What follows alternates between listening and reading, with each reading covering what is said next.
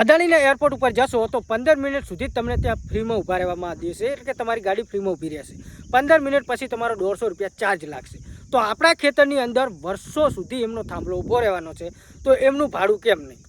જો 15 મિનિટ સુધી એમનો ચાર્જ ફ્રી જ રાખે અને 15 મિનિટ ઉપર વધી જાય તો એનું ભાડું. તો આપણા ખેતરની અંદર વર્ષો સુધી એમનો થાંભલો રહેવાનો છે, તો આપણાને ભાડું કેમ નહીં? ખેડૂતોને જ કેમ આટલો અન્યાય? અને ખેડૂતોને દબાવવામાં આવી રહ્યા છે. જે પોલીસવાળા આવે છે ને એ લોકો ખેડૂતોને સપોર્ટ કરવા નથી આવતા, કંપનીવાળાને સપોર્ટ કરે છે, જેથી કંપનીવાળાના થાંભલા શાંતિસર નખાઈ જાય. અને ખેડૂતને પોતાના જ ખેતરમાં જવા માટે 7-12 કે ડોક્યુમેન્ટ માગે છે. તો પોલીસવાળાને જે કંપનીવાળા આવે એ ખેડૂતને ડોક્યુમેન્ટ કેમ નથી બતાવતા? ખેડૂત સાથે કોઈ નથી, ખેડૂતને કોઈ કશું કહેવા માગતું નથી અને ખેડૂતને કોઈ સપોર્ટ કરવા માગતું જ નથી. એટલે ખેડૂતોને હવે એક થવાની જરૂર છે. બાકી જય જવાન ને જય કિસાન.